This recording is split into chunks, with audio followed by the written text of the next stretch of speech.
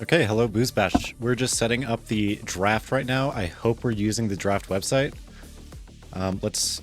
I'm trying to see if the link will work with me because I need the spectator link.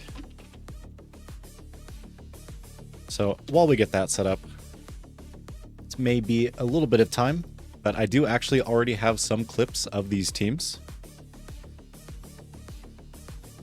which is kind of neat.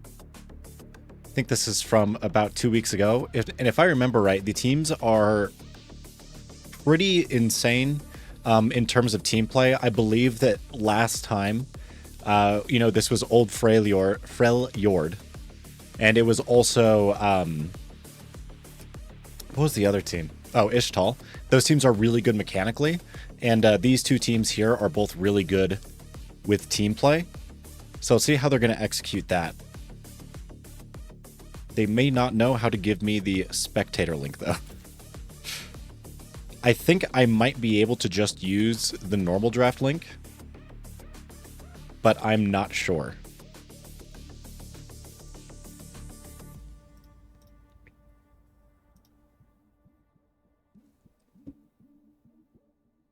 This is an example, though, of sort of the team play that we're expecting to see from Ionia here in red.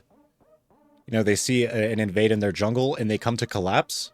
But I think the important thing that they do well is how they collapse together. Everyone is heading this direction, and they are able to play the fight slow enough where everyone is here on time.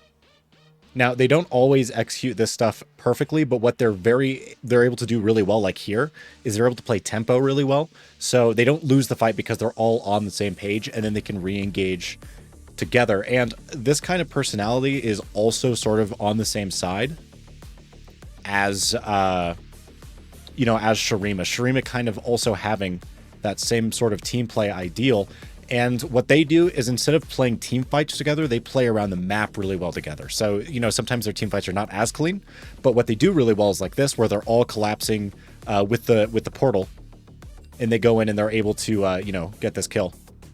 So it's going to be a pretty interesting game between a team who's really, really good at team fighting and a team that's really good at making plays around the map. I'm not exactly sure also what they're planning to draft because I think both teams are still kind of figuring out what they want to do as well. If I remember right, last week Shurima losing that game because they were trying to go for a team comp that was, I think, much more. If I remember right, their comps were way more about team fighting and stuff and not about that map movement. And I believe they lost that game. So let's see if they're able to bring it back this week. Or I think that was actually 2 weeks ago. And let's see if the website is going to work. I can just pretend I am on Shurima, so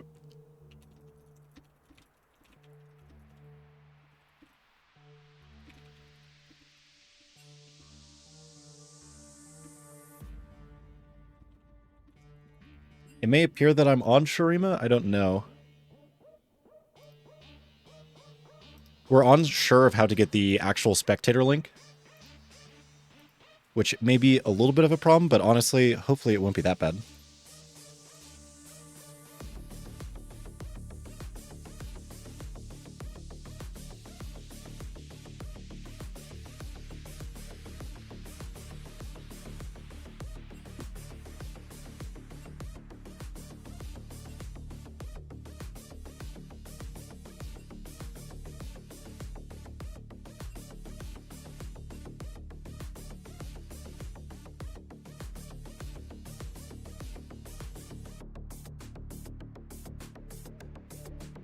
Still getting everything set up here. I think we're trying to figure out the draft now. They're saying our draft. I'm not sure if the actual link will work for me.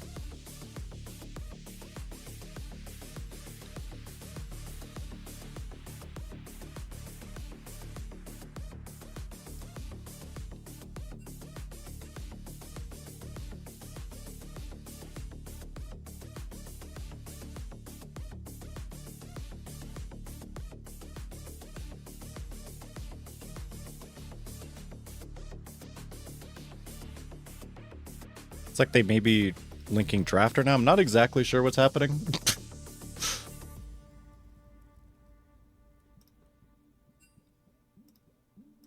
Oh. We may have a spectator link.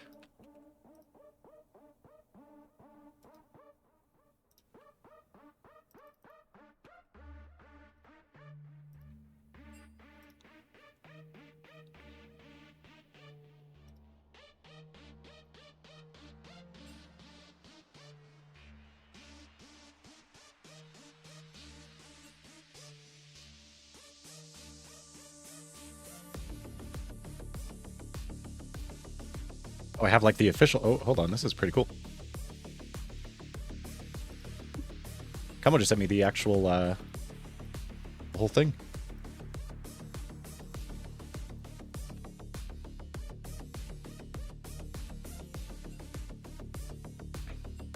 Cool. Okay.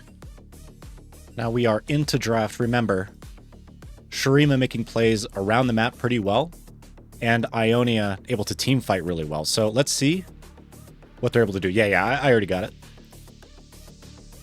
I don't know if their like draft link will work, but I think this link will just work forever, right? So I don't have to find this again. I believe one of them is going to miss a ban here. Shurima taking out the Zac against Ionia. Kind of makes sense, you know, taking away that engage pick against a team that works around in team fights quite well. And then banning the Bard. I think the Bard's a really good ban. I think it takes away one of Shurima's really strong aspects as a team, where they can't just like, you know, roam around the map with the Bard and make plays. Also banning the LeBlanc, also one of those good skirmishers, and then Shurima taking away the Urgot and Fiddlesticks. I think those picks are probably just play rates. If I were to imagine, the Fiddlesticks kind of goes with their team play thing, and if I do remember right, I do think Ionia has a pretty strong player on that Urgot, and Ionia taking away the Jarvan. So Ionia taking away very thematic picks for Shurima, where Shurima's going to have more problems looking for skirmishes, finding picks. And Shurima locking in probably the Caitlyn early here. Reasonably safe blind on the Caitlyn. Sort of the problem that you can have with Caitlyn, though, is it's... oh, they may go actually for the Corki here. Okay, they do. So I was going to say, the problem with locking in Caitlyn early is it can be a little bit lower damage than some of the other ADCs. And you're locking in that poke lane. You kind of lose that flexibility. So if Ionia just goes a comp that can live through the poke lane, then they would probably have an advantage. But Shurima opting to go for the Corki instead. Really strong team fighter. Has that true damage. Pretty safe in lane against a lot of matchups. So I do like the Corki first pick here. And then we have the Mel and Vayne to answer the Corki. I don't know if we know where that Mel is yet. I would imagine we do not. The thing about Mel, though, she can have problems in a lot of games where either she's going against a really hard engage comp or just a comp that is not, you know, the strongest, I suppose. Because Mel has a really hard time punishing things sometimes. And they lock in the Vayne with it. And Vayne has exact... Like, she's completely opposite in Mel in terms of the tempo that they play at. Because Vayne kind of wants to walk in or at least play in really fast fights. And Mel loves slow fights. So maybe a disjointed thing there. But I think Mel also has the advantage of being reasonably flexible sometimes if the enemy team walks into her. But the problem is that Shurima is locking in... Oh, I was going to say they're locking in pretty slow comp. You know, they have that Corki Xerath. Very poke heavy. And then they have the Rek'Sai, though. Rek'Sai is better than a lot of other thematic junglers that are similar. And the reason is, you know, you instead of like a Xin or something that can, you know, it needs to engage to peel, Rek'Sai does have that burrow and gives you the vision over the wall. So pretty okay and neutral, but normally not what you'd expect to see. You know, Xin does have stronger disengage, and, you know, some other champions like Maokai are amazing in neutral. And to answer that, Ionia goes Volibear. So far, Ionia going a really strong engage comp, like with that Vayne and Volibear, but they have a Mel with it. It's going to feel a little bit awkward, perhaps. But, you know, you can't always go some items to try to make the Mel be able to play faster.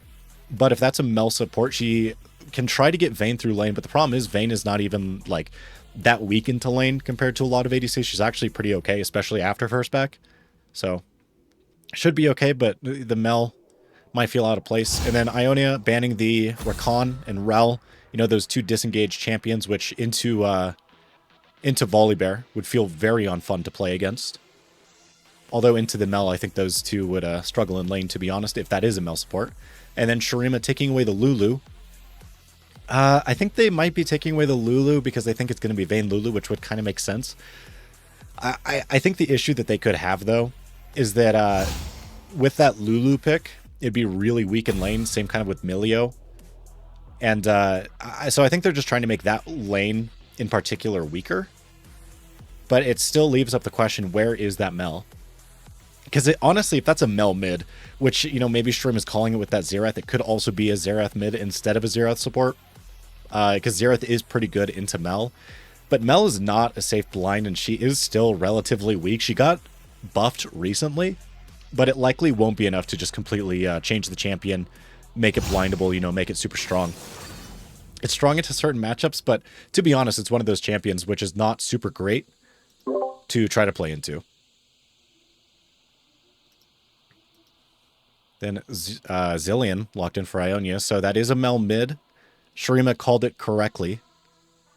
And then, so it's likely going to be the Zilean trying to, you know, make that Vayne go super fast in lane. Also works pretty well with the Volibear. And with Volibear having more movement on the map with that Zilean, it's going to be really good for him. Volibear loves playing with enchanters.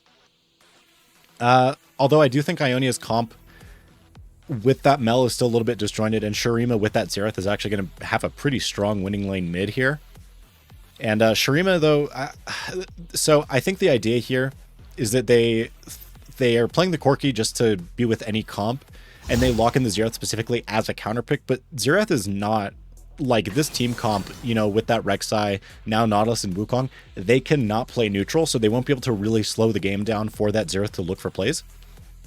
But that being said, Ionia really also does not have a great neutral either. Ionia is probably going to struggle to find a lot of openings, and they opt for the last pick, Alawi. So Ionia's comp could be sort of a, you know, 1-4 comp, something like that, where you have the Alawi split pushing, and then, you know, that core 4 can disengage reasonably well. You know, they have Zilean, they have Mel. Trying to catch that Vayne is going to be a pain. And if they're ever left alone, that comp also can engage really hard. You know, you have that Zilean and Volibear. They can chase basically anyone down. Shurima not having great tools in their kits to actually stop that engage. The thing is, though, I don't know if Shurima even needs to worry about it, really, because in all-ins, they have a very strong all-in comp. And the Wukong should be able to deal with the Alawi in side lane. It can be pretty annoying, but Wukong is one of the champions that can actually space her in lane a little bit. If Alawi going for that W, Wukong can always just go for the Q, you know, in return.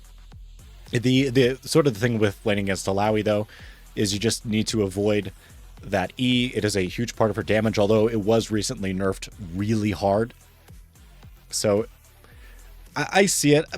Kind of the problem, too, is, though, that if Shurima is really worried about Alawi, what can kind of end up happening is Xerath can just clear the waves over and over and over again, and it can become really difficult for Ionia to try to get an advantage on that Alawi side. They almost need to dive a Xerath or a mage in the side lane. So it's kind of the disadvantage of playing with Alawi is pretty easy to neutralize, all things considered, and it can feel quite bad, to be honest. So getting into the actual draft here in the in-game client.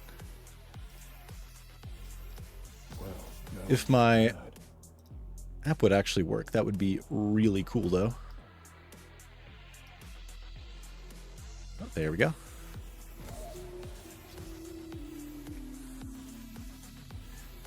I really wish this app would be a little bit more developed, though, to be honest, because once this one is fully developed, they will have, you know, the tournament in it. They already have the in-game overlay and stuff. So they don't know it, but they're kind of in an arms race right now with the new website. because once this new website is able to do, in-game overlays, that kind of thing, or especially like tournament data, if they do that before, this one is, which is called, I think, Blue Bottle. If Blue Bottle doesn't hurry up, they're actually probably going to lose a lot of the options that they have. Because I actually do think a lot of tournaments use this, though, like tournaments in... honestly, I think most tournaments below... like challengers probably use this, or they use another one called LHM. But the problem with LHM is it's a little bit weird to use and it costs money, and this one's free, so we shall see where they go.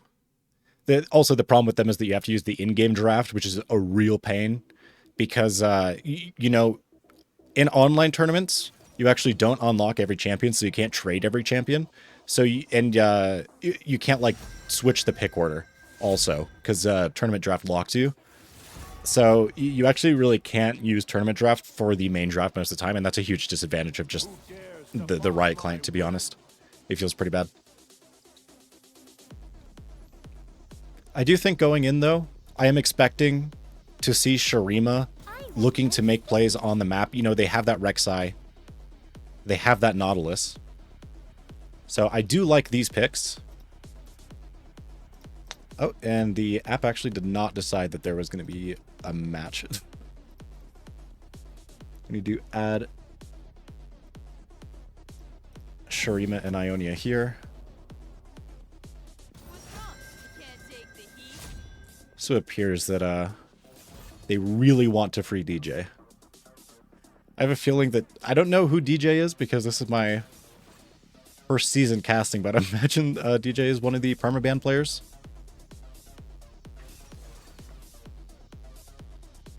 Okay, Way2K is blue side, which means Shurima is blue side, and hopefully the app actually saves it this time.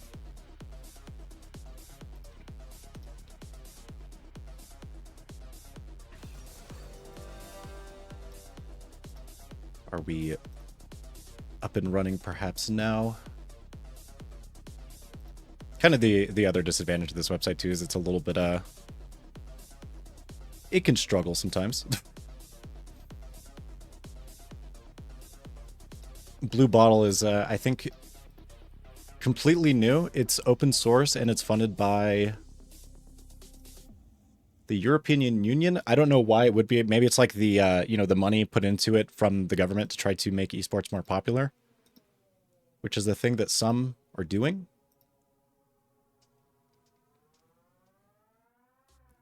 I'm hoping though that it actually labels the game to start, because if it doesn't, that means that I might have to use the normal in-game overlay, which I do not want to use.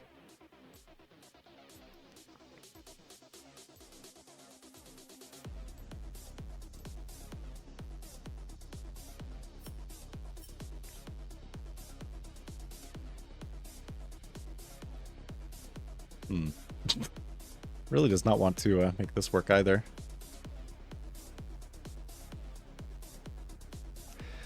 Interesting. We will transition here until we actually get in game here. Fairy Dust is a quirky main. Interesting. There's not a lot of quirky mains around. If that is actually a quirky main, though, quirky is one of the most flexible champions in the game, and in team play is really strong if you're able to execute it right. And I don't think actually anyone on Ionia has a great way to address it. I think that they actually have kind of that weakness in their comp where they don't have a super like fast engage with dashes or anything. Their main engage is kind of going to be Volley Bear with a zillion speed. But Corky should be able to space that out, especially with Team CC. Let's see if he's going to be able to do it. I also think that Shurima like almost all changed their name to free DJ, which I like the thought of it, but the problem may be that now someone is going to have to change all of the names in the multi-OPGG searches for the tournament, which probably won't be super fun.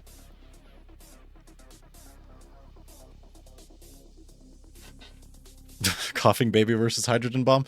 Let's see, because I think Shurima, if they go for a lot of team fights again, they may run into a problem where sometimes their team fight coordination is not super good, and Ionia looks really clean with team fight coordination. Although I do actually think the Corgi can help a lot with that, because if someone is really comfortable on their champion, has a lot of time on it, they're able to call tempo a lot easier, which is honestly normally something that's pretty difficult to do. Because calling tempo is, it takes up mental stack. And if you have to call where the team should be, it means that you can't focus as much on the champion. But if you don't, if, playing the champion is just all in muscle memory, that kind of thing, then it feels much better to be able to call. And because he's on a main champion, he's going to be able to do that much easier and just identify the fight and how it's going.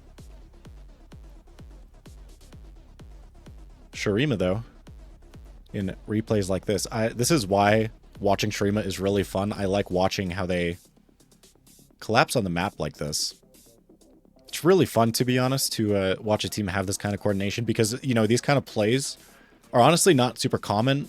These are kind of also what stop teams from just running around the map as, individuals. This is kind of why we see some teams like G2 be able to come back in games when they're down so much gold, is that they're really good at doing this, where they just walk around as 5 and they're able to push an advantage really far. But, sometimes they can struggle in actual even fights. But the thing is, they never actually have to get an even fight, right? Like, they can normally find a numbers advantage somewhere on the map. But then again, Ionia is really good also at just taking fights where they have even numbers. Okay, let's really hope that we are able to work in game here. Okay, no crash, which is a good sign.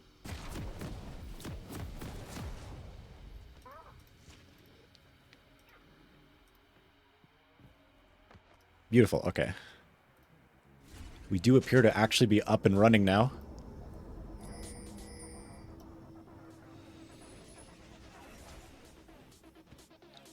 Both teams most likely here just going to go for an early 5-point. And the reason is neither team here is great at early invade. Normally early game comps with a lot of CC can look for early invades. That's why you can sometimes see it with like Nautilus, for example. But the problem is that, Shurima has very little early game damage. They don't really have a ramping champ that normally you would kind of want to see in the early game here. Let me organize the portraits really quick.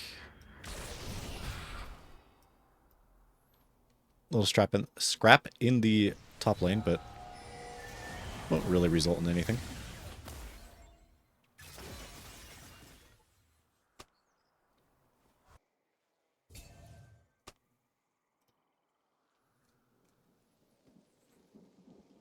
Now, in the mid lane here, RCI is going to be... I don't know any of their names, by the way, so they're all going to get champion names this game because they're all free DJ. But Xerath is normally pretty good in lane against Mel, because Mel can't reflect any of the poke, and because Xerath outranges Mel, she has no great way to trade damage. She has to play around his Q cooldown pretty well, which she was able to do kind of there, but Xerath didn't really path back. So if the Mel is able to trade damage back, it's really good for her, but a lot of the time she can struggle to do so, and she can only really walk up for free if Xerath doesn't have Q, which kind of assumes she already took damage. Especially if Xerath is actually able to auto like that, because if he can get his passive off, which gives you more mana if you auto champions, then his main weakness kind of goes away. In the bot lane here, Shurima looking to get Prio in early level 2. They do have that Nautilus here. Both will hit level 2 around the same time, though. They do win engages early on, though. Zilean is pretty terrible unless he hits both bombs early game here, because he doesn't have any CC in his kit and he doesn't have too much damage. So, see if Nautilus is able to find and engage here, or even if they even want it, right? Because they are playing against a Volibear, and they don't know what Volibear is planning. He is one of those champions that can 3-camp if he really wants to, which can make it pretty risky to try to make aggressive plays. Mid lane is pretty even still. RCI actually able to get somewhat of a CS advantage already. Health is down though, so may struggle a little bit. Mana is around the same, which actually means Xerath is up in mana, because he does have that passive. If you guys don't know it, Rek'Sai was changed recently, so he has some more damage, or she has some more damage and can trade evenly here in the top lane. So she's kind of put back up here again. And into Alawi, it should be interesting. I wasn't sure if Shurima... Or I haven't seen a lot of Rek'Sai top, to be honest, so far in Boozbash. So I'm happy to see it here. And I think it is much better for the Wukong as well, because Wukong does not like playing into Alawi. He's quite... It's not that he gets counter, he can go even, but it's much harder than Rek'Sai just going even. Although Rek'Sai here is down in CS. We'll actually get this wave, so not too far down. Already, though, the tempo that Reborn is playing at... Oh, a great hook here from Nautilus in the bot lane. They're looking to take out Otut, who actually will get a great flash condemn, will be able to take down Fairy Dust, but they just trade 1-for-1 there. A lot of sums used. Fairy, though, holds on to the flash, so they do have a small bit of an advantage at least.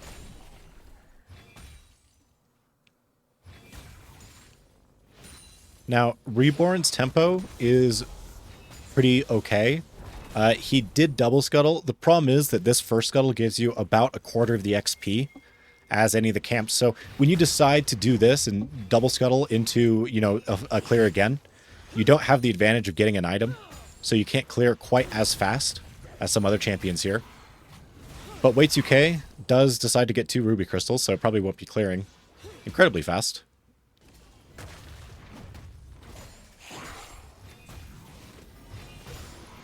Yemeni taking pretty good trades here into Rek'Sai, but is going to be low on mana now.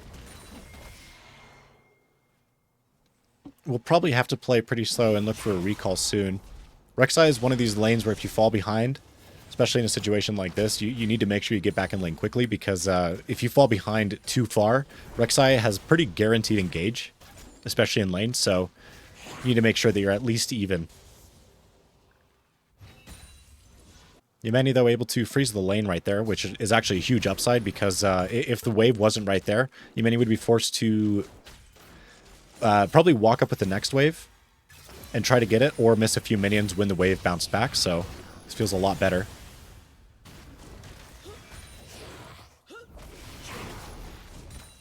Yemeni getting... So this is actually the problem, though, with not recalling before, is now that wave is going to be slow pushing back towards Rek'Sai. And Rek'Sai could theoretically just recall right now and match. Although it looks like his idea is to push in this next wave. Although Yemeni did. Although we're going to see a fight here on Dragon. Nautilus taking a lot of damage early. Will go down. Wei2K not level 6 yet. Doesn't have a whole lot in his kit. Fairy Dust trying to get away, but Otut is way faster. Fairy Dust goes down again. And Fairy Dust playing really on the edge of the health bar here. Will try to get away from Xerath, but Xerath Flash Auto will not quite be enough to take him down. Dodges the Q. Great gameplay, but will get hit by the tower shot there.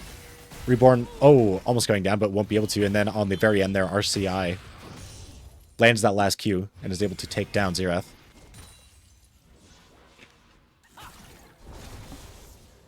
Looks like top lane now is going to be pretty good, honestly. So Rek'Sai did back early, but Rek'Sai has not missed almost any CS so far. Missed a little bit at the beginning. Oh, and then Nautilus is here trying to look for a play on Yemeni. But this is a Alawi who's level 7, and you have like a 300 health Rek'Sai. I don't think you ever kill that guy. RCI really low mid here. Probably needs to look for a recall soon. Yemeni is surrounded by a lot of the members of Shurima right now. Shurima being pretty active on this top side. Oh, Yemeni finds a great kill onto Rek'Sai there. And will be able, and also able to get a plate. So a pretty big advantage now on the top side. Rek'Sai no teleport available. So we'll miss the next wave as well. Great ult from Yemeni. Able to just barely do enough damage. And also Rek'Sai trying to flash to get away and gets hit by that last tentacle, which is going to feel really bad here. Because, you know, flashing away from Alawi feels pretty important sometimes. Xerath mid here. Gonna run into some problems with a level 7 Volibear just running directly at him. He doesn't have any CC available, goes down. And Otut in the bot lane just 1v2s. What just happened down there? What? I think Nautilus just got back. I think had full health, but maybe not. Also interesting to note, Nautilus going Aftershock. So Nautilus is in a little bit of an awkward position, as well as a lot of other engaged supports. Looks like they're Ionia just securing grubs right now. Doesn't look like Shurima is interested. But so a lot of engaged supports right now are in a pretty awkward spot where Aftershock feels pretty weird to use, and especially because a lot of the defensive items and summoner spells right now are so good. Free DJ trying to Hex Flash there to try to find Otut, but does not look like it will be to any success. So that's why you kind of see, though, a lot of these tank supports going. Is this a Chemtech game? I do not have time to ever talk. Free DJ. Able to run away here. Reborn forcing this play really hard, but will go down. They are able to kill the Xerath, but won't really matter. It is a 1-for-2. Way2K getting both the kills there, and Wukong getting a gold lead early here is going to feel great. Likely going to finish this bottom quadrant recall and then look at a pretty big buy. Are they trying to... I don't think they ever killed Zilean yet. Oh, Way2K trying to invade the bot. Yeah, there's no way they go for that. That is so illegal. Okay. They almost ran it down, but they reconsidered it, which is a good thing. So, anyway, oh my god, I do not have time to talk about supports. There's just a fight in every lane. This feels like a Chemtech game with how often people are fighting, because there's that ult in top lane. Yemeni almost takes down Rek'Sai, but now in the bot lane, there's another fight here. Otut looking at a 2v3, and actually Shurima's not interested in taking that right now. Way2K also sitting on a lot of gold, so probably does not actually want to do anything right now. Really needs to finish this quadrant in the back, but there was that distraction running over to the Zilean, who is never going to die there, and now he's going to be pretty delayed. Just going to feel not very good. Oh, great hook from Nautilus. Otut, okay. He, like, re-engages there maybe, with the Bananas ult, but it's just probably going to die here. Will actually trade 1-for-1, though. But, actually, Bananas dying there. Not sure how Bananas died. But Ionia taking a little bit of a loss here in the bot lane. Won't feel too bad, though, because they are still ahead by about a kill's worth in gold. But Otut is going to lose a huge wave here. Yemeni is 0 health, also able to trade pretty evenly with Rek'Sai. Oh, almost goes down. Not quite. Reborn unable to finish the kill. Both top laners barely getting away from that play. And a great re-engage here onto Yemeni. Oh, able to take Yemeni down, actually. Yemeni doesn't have a lot of mana there. And we have another fight mid lane, because this is Chemtech, of course. An attempted engage onto Ionia's mid, and actually will find it with a great R flash from Way2K. And RCI is going to miss a wave here. Although, Reborn is also mid lane, because this is Chemtech. Tries to take down Xerath, but Xerath has flash. Will try to flash away, won't be able to. Reborn following with ultimate. Bananas is still here, though, on the side lane, or on the side here. Has bombs. Oh, barely misses the stun, but Way2K will go down anyway. Wow, I mean, pretty back and forth there on both sides. Ionia having a 2k gold lead now, though, with those grubs and dragons. So Ionia making pretty big plays on the map here. Nope, this is Chemtech. There's too much fighting. This is very clearly Chemtech.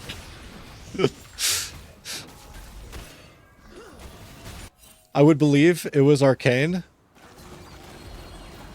Oh, Banana's almost going down, but doesn't quite. I would believe it is Arcane once we get into the late game, I assume, because I think their macro and everything will look a lot better. But here in the early game, if every lane is permafighting off cooldown, it looks a little bit goofy. Okay, so anyway, so the reason engage supports are going spellbook right now is because the other things that they want are not super effective at the moment.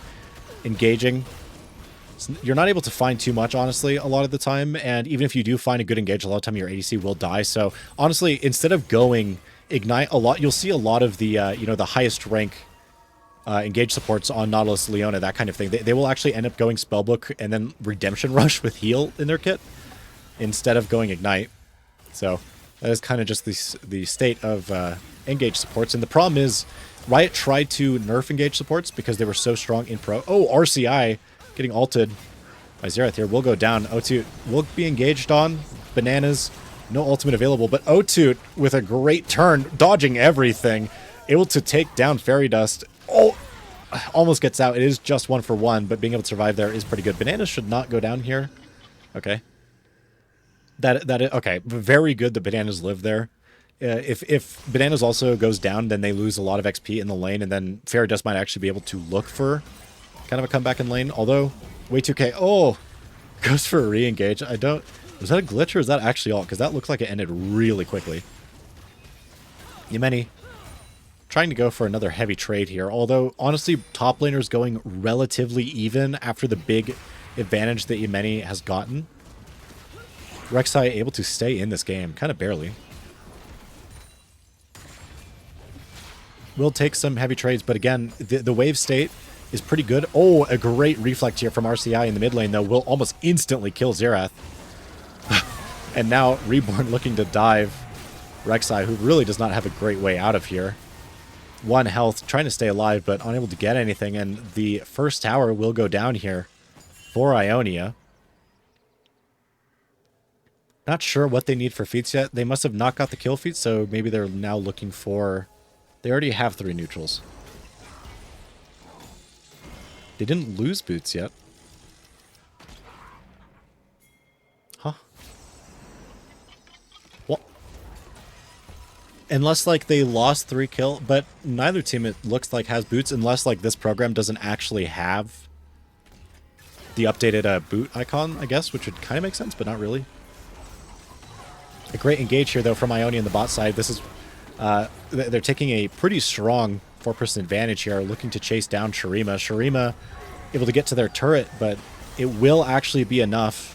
Reborn, no ultimate available. If he did have it, though, would have been very scary for Shurima there. Even now, Shurima, though, they're trying to pick up this next wave, but they are surrounded by 4. Looks like, again, Xerath kind of caught out here by the Mel, and Reborn is here, will go down. Now, Ionia taking a very commanding lead in this game. Every role having a pretty serious gold advantage, and even more so when you see a gold advantage this heavy in the jungle, it becomes extremely difficult for Shurima to try to play, right? Because wherever the or wherever the Volibear is, he will just like be able to get a lot of value down. Also, Volibear able to actually execute on his gold value really well. He can force fights. And trying to get away from him is going to be a problem. They're trying to kill Yemeni here, but it is an Alawi. They don't have a lot of damage between the two of them. Let's see if they try to continue here. Wei 2K is also here, but Wukong is also not amazing into Wukong. Do they have the damage to take him down? A great stun, though, coming from Bananas. Yemeni looks for the ultimate, is able to find a pretty large amount of damage. Wei 2K now trying to get away from the 3v2. Should have had an advantage there, but unable to. It is a very strong 1v3 champion. And Bananas is also here to help, though. Yemeni no more ult now, but it does not look like he is any more scared than he was before. Still able to do a lot of damage, and now it's a 2v4, and Yemeni still trading back and forth. Bananas still has ultimate, will use it at a good time, and now RCI is here. Shurima now trying to back off. They're trying to hold the tower here, but they use so many resources there. I don't think that was on purpose. Rek'Sai almost killing themselves. Oh, and will actually die to the ult from RCI. Bananas does go down, though. Ionia able to find some gold in compensation. Taking down RCI would be a huge deal here, and actually will find it. Feels great on the side of Shurima to get some gold onto their Xerath, especially at this point in the game. Fair. I was going to say, Fairy knew Yemeni was there. It looks like Reborn looking for the 1v4, although he is not playing Alawi.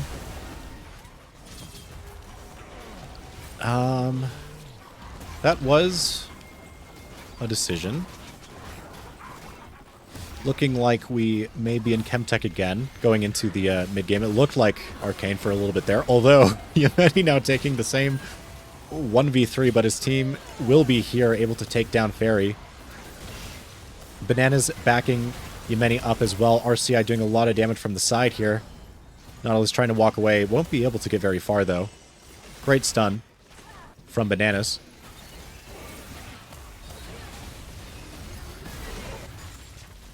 Oh, and again, Vayne in the side lane here, whose name I have incredible problems pronouncing, will be able to find another kill. 4 members down for Shurima.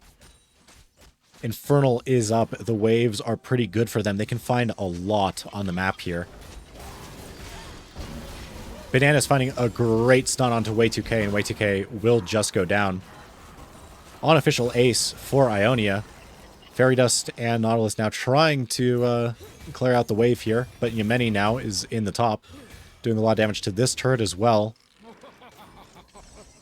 It's going to be pretty difficult now for Shurima to look for any kind of advantageous fight, because the comp that Ionia has, you really only want to look for the melt, to be honest, at this point, because everyone else is pretty good in numbers. I mean, unless the Volley Bear like dives 1v4, then you can probably look for that fight, but other than that, you don't really want to look for any fights. They kind of need to slow the game down, which they could actually do, Ionia having a pretty bad sieging comp, but at the same time, Shurima doesn't have a great way to even slow the game down themselves. They have reasonable wave clear, but they have no way to contest neutrals or even slow Ionia down.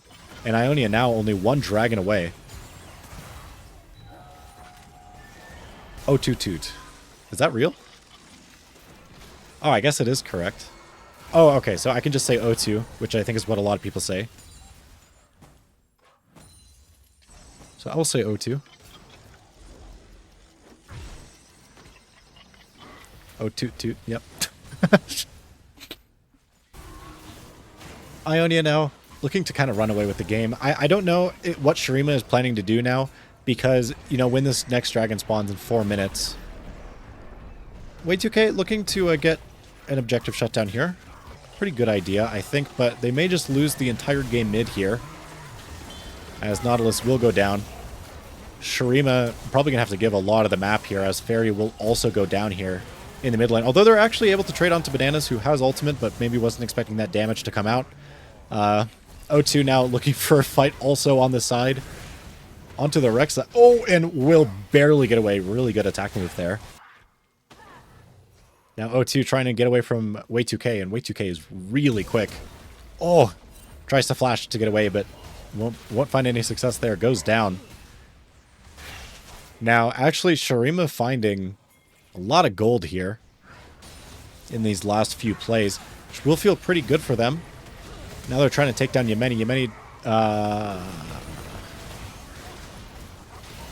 does an aggressive play, which perhaps will not end well. Or it will end well. It's all calculated, actually. Every single moment of that was calculated. Takes down Way2K, which was the intended target from the beginning of that. And Fairy Dust actually able to shut down Yemeni, though, at the end of the play. Look at the gold here as the game has gone on. It looks like, even though Shurima was able to slow it down a bit there, it's really not as much as you'd be hoping to see. And now RCI doing so much damage here. Oh, that was... I don't know if that E was calculated, but if it was really cool. Did a lot of damage. And now, again, Shurima looking to defend with only 4 members of the team. Oh. Okay. Right, please. Make sure that we're still good. I think we're good. Lovely. If I had a spectator bug there, I would have actually cried. Would have been very unfortunate.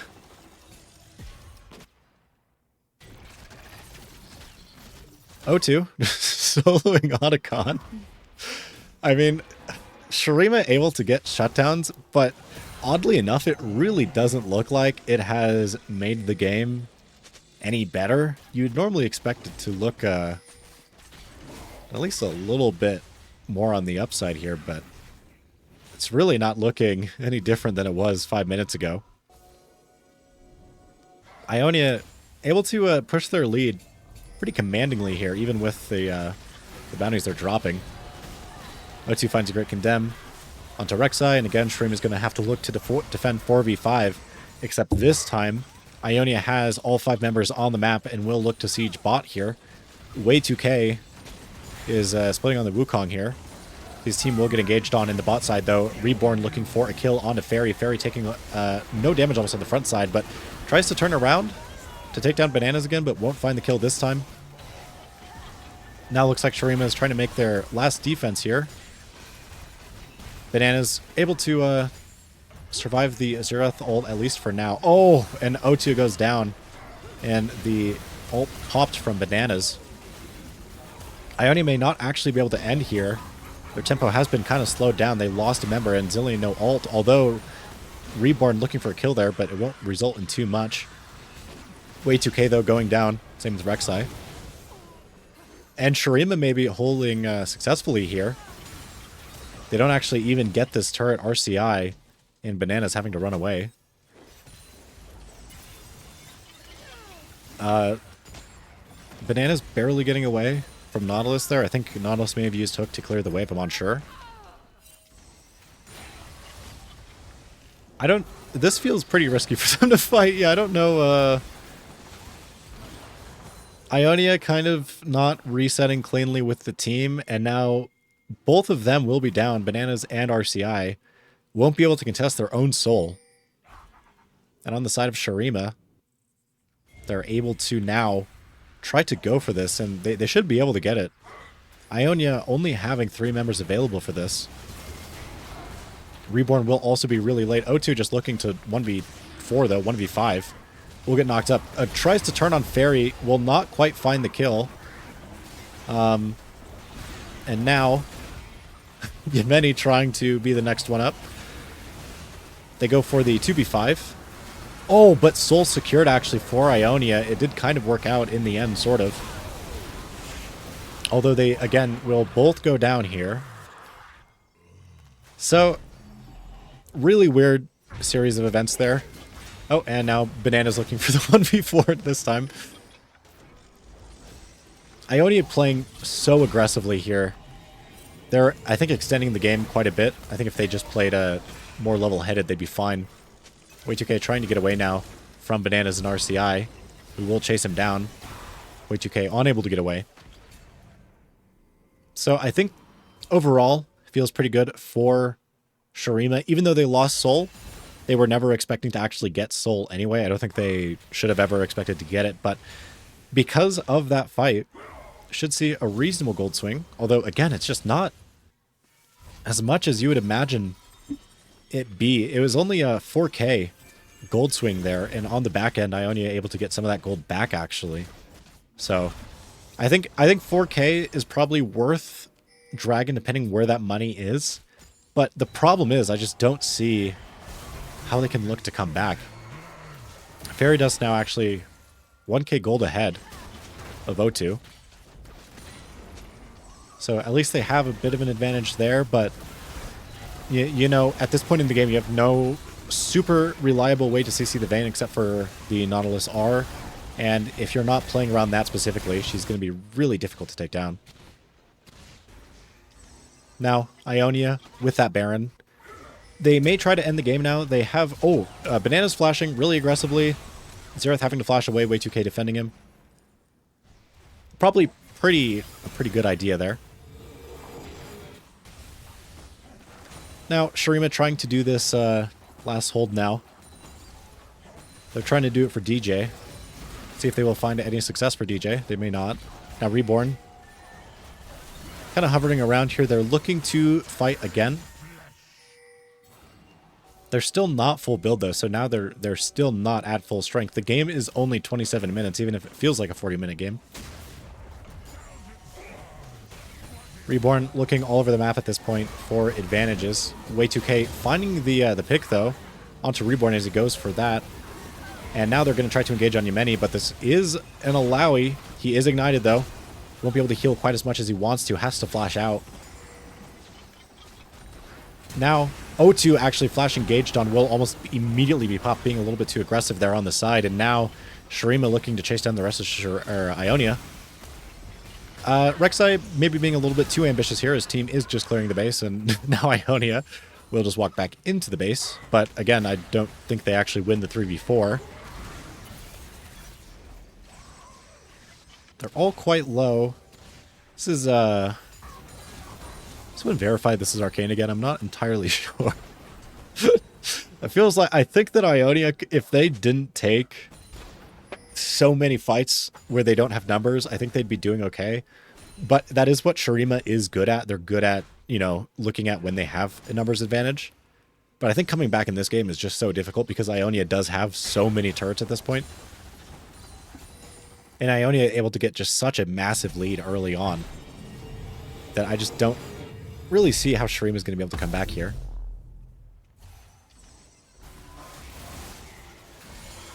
Looks like Ionia has called to chill out.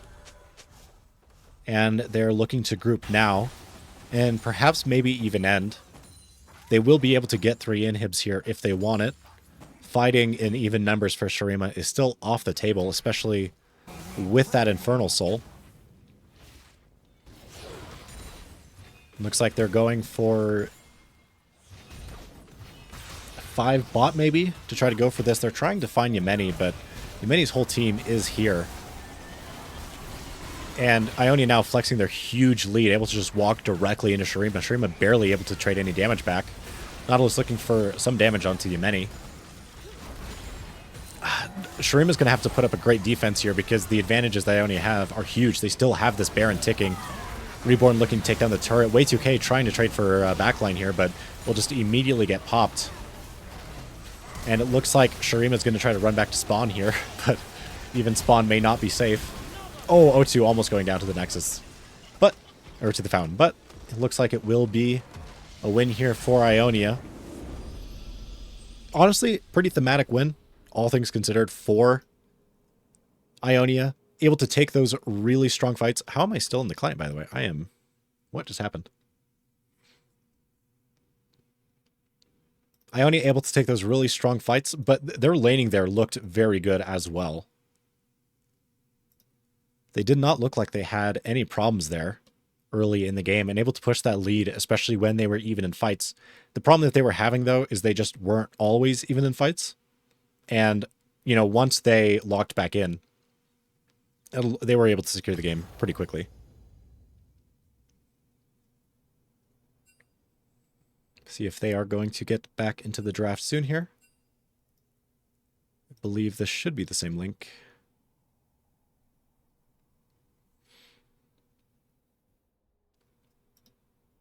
I have the overlay link anyway. It says we're in round 3 again. It does not seem to be the biggest fan of early rounds.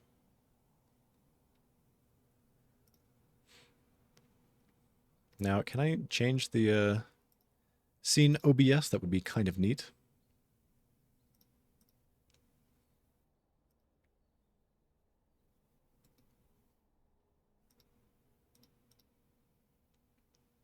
Still in the old draft, they're asking for the new one. Let me make sure the link is still the same, which I believe it should be. There's no reason it shouldn't be.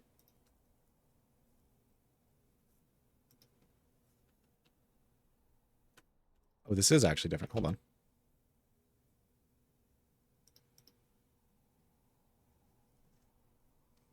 Okay, well, the link was different, but it was the same. It's the same draft.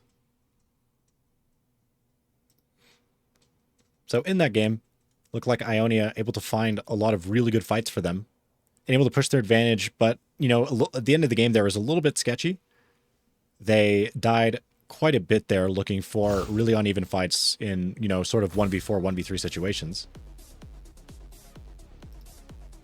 And because of that, you know, the game went a little bit longer than it could have, but I guess their KDs after that game are going to look great. If the fantasy sheet comes out soon, I think that game will be pretty present on there. It's like Ionia now going to be on blue side. Draft's unlikely to change. Although I think Shurima showing that they can look for picks, honestly, with any comp. They're really good at finding those uneven fights and securing them. They really know when the target can get away. So I think they use the appropriate amount of force most of the time.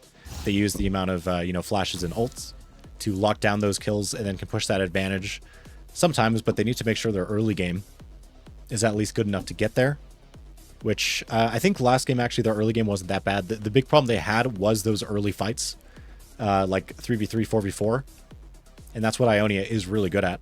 And when it came to that situation, Ionia was able to find a huge lead and a lot of neutrals with it. Also, O2 getting a huge lead in bot lane. And I think every time Shurima looked for plays onto O2, O2 was able to trade at least 1-for-1. And that makes it pretty difficult for the jungler to get an advantage on the map. Because if you just go even when you're looking for a gank, then all that really happens is you just wasted time there. Unless you're able to get the wave in or something. But they really weren't always able to get the wave in, especially before O2 came back or someone was able to catch the wave. And even when they did, the wave was oftentimes not super big.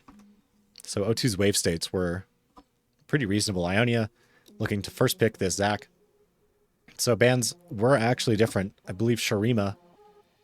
Oh, actually, who banned Zac last time? I think it was Shurima that banned Zac. So Ionia first picking it now. And maybe York is the different pick now. And then Shurima answering with that Sion and Silas. Sion and Silas really good, honestly, at looking for picks and everything. The weird thing is where are they going to play, right? So I think you would just assume that they're going to be mid and top, but I think locking either of them this early with the assumed lane would be pretty unlikely. So I actually think what's more likely here is they're going to look to flex at least one of them. You know, you might see a Sion mid. I think that's likely a Silas jungle. The thing that's weird about locking Silas early, though, is that you don't know if the ultimates you're going to have are going to be good for the game. But Ionia locking Smolder and Zac. So he already knew about the Zac, but the Smolder ult is pretty good for Silas. And then, you know, he doesn't love Hui ult, but he does like playing into Hui. He is a pretty fast-paced character in Hui. Can sometimes struggle into that. Now, Shurima locking in that Viego. Shurima looking for a pretty snowball-heavy comp. Looks like their late game won't be amazing, especially compared to Ionia. With that Hui and Smolder, really good front-to-back, really good slow fight. But Shurima able to probably accelerate the game pretty quickly if they need to. Then the Bel'Veth ban on the side of Shurima, taking away that option from Ionia. But I don't know if they think that Zac is top, which I suppose it could be. Maybe, maybe that's it, right? Maybe the top laner plays heavily on Zac, and that could be the idea. And now they can look to counterpick, and maybe that's what the Sion pick was for. But I think Ionia could probably still flex that Zac if it really comes down to it. But I think Shurima is all in on the idea that it's top, and realistically, if Yemeni plays a lot of Zac, then it's probably top. Shurima banning Nami, which makes a lot of sense, I think, into these three. They are pretty hard engaged, and I think pivoting off of it is definitely too late at this point. And they know that they're going to play into a slow comp, and Smolder and Nami are pretty good together anyway. Now, the problem that Shurima might have, though, is that Milio is open. And if you're trying to play a fast comp, Milio is really, really annoying. And Shurima also does not want, that cleanse on any of the enemy champions. They have 3 champions that really don't like playing Emilio so far, and they're probably going to lock a 4th here, just stylistically. Ionia taking away that Blitz and Rel. 2 engage support's pretty standard. Nautilus already gone as well, so let's see what Shurima is going to find on support for engage. Leona still available for them. They will lock in the Tristana, so again, going farther into this really heavy engage idea, which I suppose could be stylistic as well. Getting away from these champions is really difficult. So if they do find those fights where they're up in numbers, it should be pretty good for them. Okay. Ionia sees this really disengage heavy comp that's really stable. And they lock Kha'Zix into it, which I think is not good into all the champions on Shurima. I'm not entirely sure about the Viego matchup. That might be a skill matchup, but I think in the jungle, Kha'Zix obviously has an advantage because of isolation. But I think besides that specific scenario, I kind of favor the Viego. And I think Kha'Zix going to have a lot of problems finding value, especially in team fights. And then last pick, Karma. I think Karma is actually really good here. Pretty strong early game, able to get that Smolder at least into the mid game. Pretty poke heavy too. I still think maybe, Milio, really good in Tristana, can interrupt her jump. Or I believe Rakan is still open. Yes, it is. So even maybe pull out Rakan here, another disengaged champion. It is. Okay, what? Who? Okay, so I assume that's a Vi jungle. So they were hiding the flex pick. Is it Viego mid? What? I don't think it's Vi support. It could be Scion support with like Viego top into the Zac, which would like maybe be a counter pick. I'm gonna be entirely honest here. I have no idea what the idea here is for Shurima. I guess they have 4 people that could technically jungle, and they could really go into any lane as well, except for the Vi. So, I mean, the most standard thing would just be for the Viego to be jungle, but it almost can't be that because Vi really does not like being out of the jungle. I just don't know where the Viego's going. So I think the most likely one is that we're going to see Scion top with the Vi jungle, Viego. I have no idea where Viego is. Viego could be top for the counter pick. And then you have Scion mid and then Sylas support and Vi jungle. That is my best idea, but honestly, I just can't. What? So Shurima obviously really heavy engage. And okay, so not only this, by the way, we actually can't see their names here in draft either because they are red side and you're just unable to see that in red side. Those names are also not accurate. I'm pretty sure they might be accurate, I guess. But also they're all just named Free DJ. So the only pick we'll know is the jungle, which I assume has to be Vi, right? We'll see. And again, they are going this really heavy engage comp. The problem is, though, that they have to snowball pretty hard. I think with this, they are able to find people in the side lanes pretty easily, especially with that Vi. So that's probably what they're going to be looking for. The issue that they may have, though, is that getting into the point in the game where you can just look for numbers is probably going to come later than they may have the option to, because last game, Ionia getting a huge lead early. And normally against that kind of team that got a big lead on you, you wouldn't want to go, a bunch of champions that need to get a lead. But it looks like Shurima is pretty confident. And to be fair, they are against a team which is not super good early. They do have that Smolder in the bot lane. So maybe Shurima looking to perhaps capitalize on that. But Karma is such a stable laner, it's going to be pretty hard to force him out. Hwei also pretty good early game. He's one of the weird artillery mages where he's actually better early than he is later. I think Riot was looking to change that, and they buffed his ratios recently. But there was actually no nerfs, so his early game is still pretty good. He just scales a little bit better as the game goes on.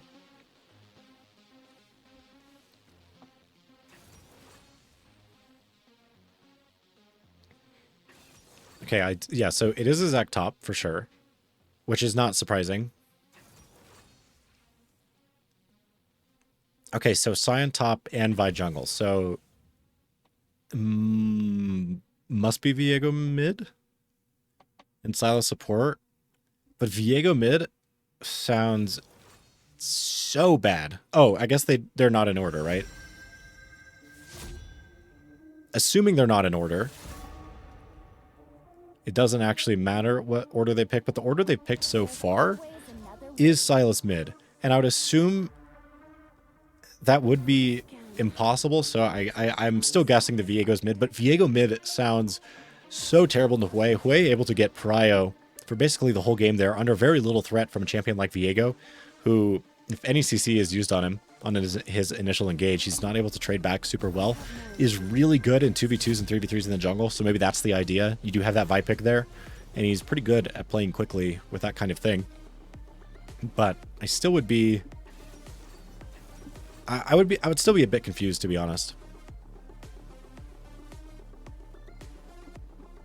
I also, on the side of Ionia, this Kha'Zix pick looks so out of place. They have this incredibly fast comp, or this incredibly slow comp, that is extremely good in neutrals, has that engage if they need it. But the problem is they have no midline. They have the front line with the Zac and they have the back line, but they have no one to be in the middle here, and they don't have great disengage. So ideally here, on that Kha'Zix pick, you'd be looking for a midliner who could play slow. So you'd be looking at like Xin, for example, right? And another big advantage of Xin is Xin gets you through the early game here with that weaker bot lane, because even though Karma can stabilize bot lane, that still might mean you lose prio all the time, and then maybe Shurima will look around the map, right? So if you go strong early game jungle here, you're able to get a pretty big advantage by going into lanes. It's not that Kha'Zix is bad early, but he can struggle to find the situations in the same way that Xin can, where Xin has a lot of good opportunities to look for, and Kha'Zix just doesn't. So I'm not really sure how I'm feeling about that pick. It's to the point where I actually don't even know what it's for, because we saw 4 champions by the time it came down, right? It was the last pick Vi. So we saw Viego, Tristana, Sylas, and Sion. And the only matchup which is like maybe favorable there is the Viego. You know, you can find Viego in his jungle. Viego is not also the strongest early. It's certainly not as strong as Kha'Zix in the 1v1. But the problem is that you know, you have to get into those situations which are good, and you don't have any lanes except for kind of mid that will be able to get prio super reliably.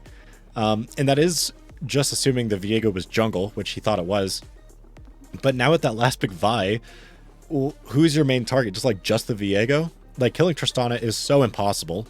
Killing Vi is really not an option for Kha'Zix either. He probably just will kill himself if he's even near her, because the CC is very difficult for Kha'Zix to deal with. Can't really ever kill Sion, and Sylas is not only not a good target for you because you might lose 1v1, but Sylas with Kha'Zix ult is terrifying. So it might be difficult to execute on that champion, but again, they did have such a big lead last game that maybe the Kha'Zix looks better this game, which is entirely possible. And I suppose on the side of Ionia, with how last game went, you know, they're going to scale really well. So, you know, maybe they're looking to take away that aspect from Shurima as well.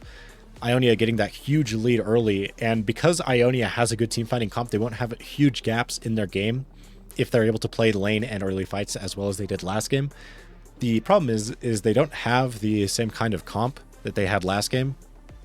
And Shurima has just better early game champions in general, which normally wouldn't be a great thing for you to do after you lost a game early.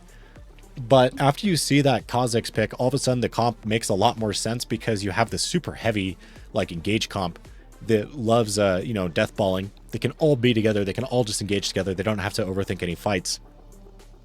And Ionia has a lot of options, honestly, to look for side lane kills. That Karma and Hui, obviously not going to be super strong if they're out of position, but, you know, even looking at the Zac and Smolder, Shurima has so many ways to get on them.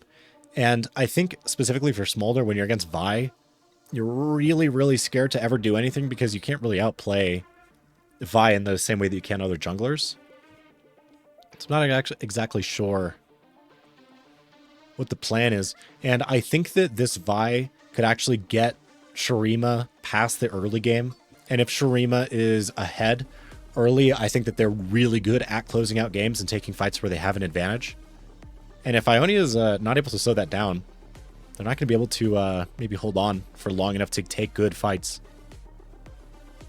And I think even worse, you know, if Ionia does get behind and you have a Kha'Zix, if that Kha'Zix is behind or his team is behind, the game will become basically unplayable. Like, it's going to be so difficult, especially against this comp specifically. Let's see what they're able to do.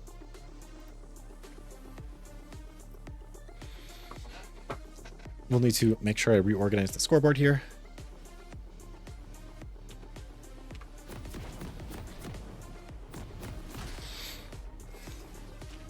Okay. So it is Sylas support, which means it should be Viego mid. I don't know the idea behind that, though, is the thing. I just cannot imagine. Oh, wait, okay, it's Viego mid, Sylas support. There we go. And even the Sylas seems really bad into Smolder Karma. Like, maybe he's able to find, like, an early kill or an advantage or something. But Sylas is really not one of... Oh. Please don't get spectator bugged. Oh, no. This can sometimes happen, especially with pauses where the spectator starts glitching out later in the game. So let's hope we're okay. Not sure what the pause is for. I think I actually have chat off, so I don't know if I... Oh. Let me make sure everything is actually good for streaming.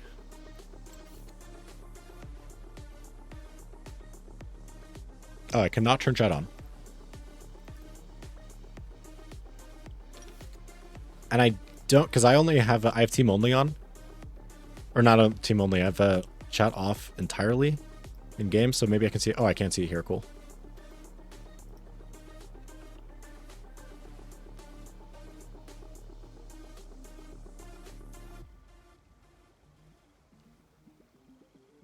What is the, I don't think they said what the pause is for.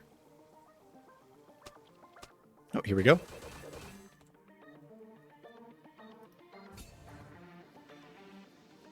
Getting into the game here, again, no real aggressive early plays, and I think what Kha'Zix was going for against that Viego is not going to be an option against Vi.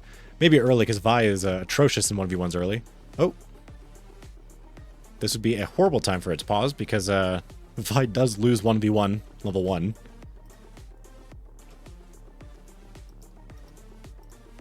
Let's hope I don't have to restart. Okay, no, it's fixed, I guess.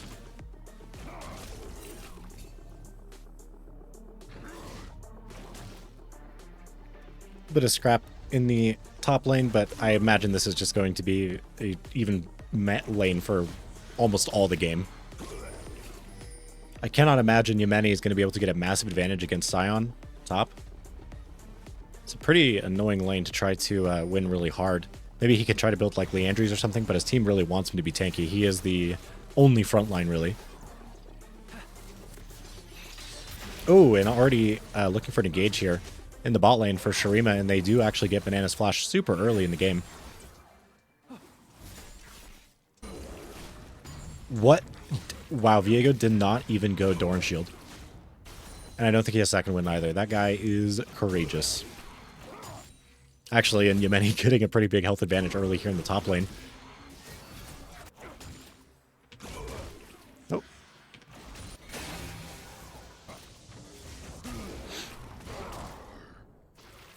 See if we will see any big plays early here, because if there's no big advantages on the map anywhere early, it means that Ionia is probably winning. They did get Banana's Flash early on in the game, but if they're unable to capitalize on it, then I would imagine the side of Ionia is going to feel pretty good there. And Yemeni able to take all right trades here. Oh my god, he might actually... Oh, wow. Sion able to get away. No minion autos following him there at the end. I think they RNG'd off of him, actually, because he wasn't quite walking away by the time they got off that last auto attack, and that would have killed him, so he's barely able to get away. And Yemeni could honestly just look to trade 1-for-1 here under the turret. He actually baits out the shield from Sion there. If Sion misses this whole wave, it's pretty terrible for him. Yemeni actually going for a war. Actually, does the Zac passive might reset tower aggro? So, actually, Sion's going to have to look to be really careful here in the top lane. Losing lane too hard here is going to be disastrous. Oh my god, but Yemeni also almost going down. Yemeni spacing out the stun pretty well and will actually be able to take down Sion. And he's going to start struggling a lot here because getting behind in this lane theoretically won't be that big of a deal in, oh my god, in just the 1v1. But the problem that you have is if you start losing prio top and Zac is able to move on the map, then Zac will be able to get his team to like... What is Yemeni doing? Yemeni 1 health takes the fight and just decides it's actually good for him. Gets a lot of damage onto Sion. He still has passive too, so actually he's going to be able to get the next wave almost no matter what. We see an engage here in the bot lane. Sylas fighting a great chain. They will be able to take down Bananas. Yemeni also probably going to go down here. He really took it a mega aggressive fight being 1 health. He might be able to actually get away though. See if DJ has enough damage. He doesn't have quite enough, and or Sion might go down again. Oh my god. Actually getting the gold to onto Reborn is going to be a really big deal as well, because when that Kha'Zix gets ahead in this game, it's going to feel great. Although here in the bot lane, O2 goes down. We'll find a kill back onto Sylas, but really wanted to get that wave. Only 200 gold behind right now at the moment, though, but will miss some CS. That wave bot lane is slow pushing towards red side. So Smolder going to miss a few more minions. Although if Fairy Dust recalls right now... If Fairy actually finishes this recall, it's going to feel horrible because they will be able to get this next wave in fast enough, I think. Also, yeah, I mean, the mid lane is going exactly how I thought it would. I do not know how Viego's ever playable in Hwei. Like, it seems so impossible. Although, maybe it's playable with your Sylas coming mid. Sylas able to find a chain onto the wave, and they will... Oh, RCI with a great flash away and a fear onto Sylas. Able to get away on 1 health, and now Reborn looking to clean up the fight. Almost gets the kill onto Sylas, but won't quite get it. And the auto is not quite enough. The minions hitting Vi. Oh, and barely pathing out. Now Karma just looking to hit him. Doesn't look like anything else will happen mid, but I still think Ionia happy with this. They are behind a little bit in gold, but they are happy to be even. And O2 is mid. This is, what rank? So, what rank is O2? An ADC being mid. The only ADCs that I... Oh my god, a good flash stun here from Viego. Now O2 trying to get away. It takes a lot of damage, though. Might be able to trade back. They will trade the kill back. So the last time I saw an ADC consistently go mid was actually a GM ADC. So I'm pretty surprised. I don't know what O2's rank is, but an ADC looking mid like that is a pretty big deal, honestly, in my opinion, because a lot of them struggle to find those windows. In a fight here in the bottom jungle, looks like Reborn will go down, not able to trade back onto the Sylas. Banana's kind of looking to turn, but they don't know way 2K is there over the wall. RCI trying to get out here, able to get a lot of damage down onto Fairy Dust. And they're looking to honestly take the 2v3 now. They have a pretty big health advantage. Fairy is literally 1 health. 1 more auto and will go down. Walks away. Sylas unable to quite finish off the kill. Now, looks like Viego is trying to take down RCI. He will find the kill. Viego getting ahead in this game is going to be a pretty big deal. He's going to feel... like he can actually fight the members of Ionia, and his laning is going to be a bit better. Maybe Ionia fighting around mid lane, not a great idea, because that's the only situation where Viego might be better early than Hwei, is in actual skirmishes. And none of these skirmishes were for anything, it was just both teams fighting. Yemeni getting the worst side of a trade there top, it looks like, but we'll try to regen it back. Now, in the bot lane, even though O2 was down early, he's able to get a gold lead back, and they try to engage on him, but he just flies away. Able to get some stacks off of that as well, but is pretty low now. Needs to be pretty careful, especially against the Sylas, but Sylas no ignite now. Oh, Yemeni getting hit by a massive charge Q from Sion here. He is pretty low, needs to be pretty careful. Sion probably has the damage kill him in passive now. Gonna engage here on the mid.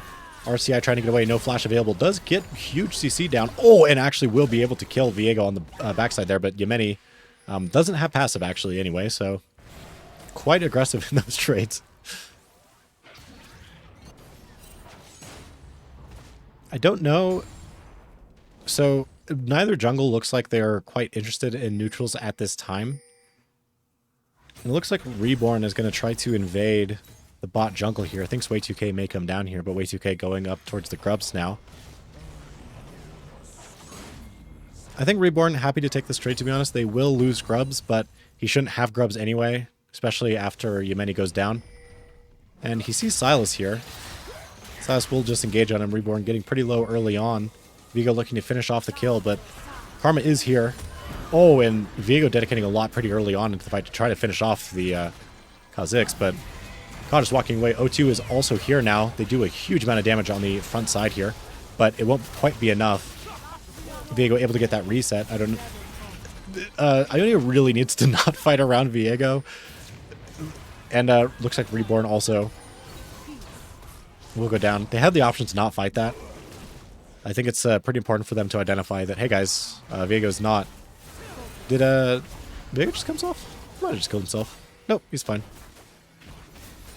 Fairy no mana though to actually try to finish off any of the kills, so a bunch of people mid here, super low resources, kind of looking for their team to come, but another team is super close, to be honest. Kind of an awkward state now. I think that on the side of Ionia, they need to identify that, okay, guys, this Viego, super bad, laning into the Hui. What if we just let him exist? Oh, and he actually will, or actually, the Sylas will find a kill there. Oh, and a great kill, actually, from O2. Able to take down the Viego. So, right now, Shurima able to have a 1k gold lead. Feels pretty good for them. They did get grubs. No drag on the board quite yet. They are still looking to push this advantage a little bit farther. Yemeni taking another trade here top. Finds a lot of damage early on. Might be able to take down... Oh! Flash interrupts the ultimate. Sion able to collect this wave at least, though. Looks like Shurima trying to dive bot again, but this time Reborn is here. They turn onto Reborn very quickly. Great call to finish off that kill, and then a really decisive turn onto Dragon. Really, really good macro and micro there.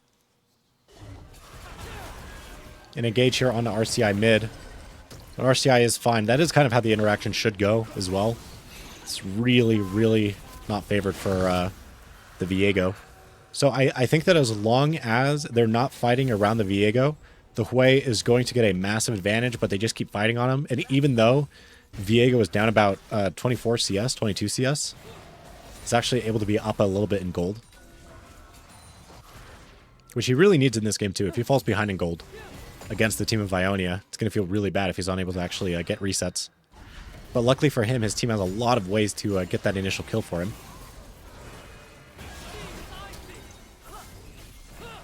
See some ultimates traded mid here. Yemeni now looking to engage again on the Sion. This is going to be the least entertaining lane in the world now, I believe. Do they even kill him? Can they kill? I don't think they can kill him here, yeah. Oh, unless they actually do find that last D, and they might actually be able to take him down here. Oh, wow. I'm really shocked that they were able to kill the Sion there. I don't know if it was because of that like step back that Sion had. I think it was like maybe for a grasp stack or something, but I think if he just keeps walking away, it might be fine. But O2, fighting now Fairy, but Fairy insects him out of turret with the ult and is able to take him down. Another fight here in the top side. Yemeni gets so much healing off. And Way2K unable to finish him off. They're trying now to take down Reborn, but Reborn is still alive, and Yemeni using that passive pretty well. Oh, and Reborn with a flash Q onto Way2K. And now a massive advantage on the top side of the map. 1.4k gold lead onto Yemeni, and Reborn being 1.2 ahead of Way2K. Now, these gold leads will actually matter more than they look like too, because the XP lead is going to be pretty serious after this point as well. They're fighting around the Viego again. I don't think they ever killed that guy, just stopped fighting on him. So, actually in the top lane, Reborn and Yemeni able to have a huge turn. And a lot of the tempo that Shurima had up to that point is lost, and now actually Ionia is ahead in gold because of that topside lead. Mid being even is not good for Ionia. That's not where they want it to be. RCI should be ahead, but they've been fighting around it so much. But even with all that fighting, they're unable to get an advantage mid, really. Both mid laners basically exactly even, although O2 here in the bot lane not having fun. Constant engages from Fairy, and Smolder can struggle in these situations. I mean, in this point in the game, you have to be like, what if we had a Milio, right? Like, I think Milio would have felt amazing, especially in those situations. Milio also great in the short trades that Smolder likes taking. And also the... Smolder wasn't banned, right? I'm not losing my mind. I mean, or not Smolder. Like, Milio wasn't banned, right? Like, Milio looks fantastic. And especially, like, looking how the trades are going. I think the Karma's falling off pretty rapidly here. O2 trying to get away. He will actually be able to disengage from Sylas. They get the kill. Also, Bananas is actually opting to go. It looks like the AP build as well. With Malignance, not actually going the Enchanter Karma build. Don't know if your team needs more magic damage in this game. Not sure what the idea here is. Because also it looks like Yemeni is going to be working for Leandries as well. And obviously you have a Hui who can solo AP. And, oh, and a great engage here onto Viego. But RCI, barely lives. And because of that, Viego unable to get the reset. But Way2K Flash Q does take down RCI. Now Yemeni is just kind of immortal just because They can't kill him, but at least they are able to get that kill back. Fairy Dust now coming mid to take up this wave. Oh, and a great hook, or a great chain from Silas here. And they... Oh, Bananas barely able to get away. Has to flash away, but it won't result it much because Sion is just waiting over the wall. Reborn now trying to get a kill back on the way 2K, but there is 4 people there. I seem to have memories from last game. That reminds me a little bit of where Ionia massive lead and takes a lot of uneven fights. And in this game, they don't have a massive lead, so they definitely can't be taking those fights right now. It's going to be pretty disastrous for them. And Reborn definitely doesn't need that gold. Needs to stay on the map right now. Keep that gold lead up and able to stay strong. Because if you take too many fights like this, even if you go even, you still want to stay high in XP and everything.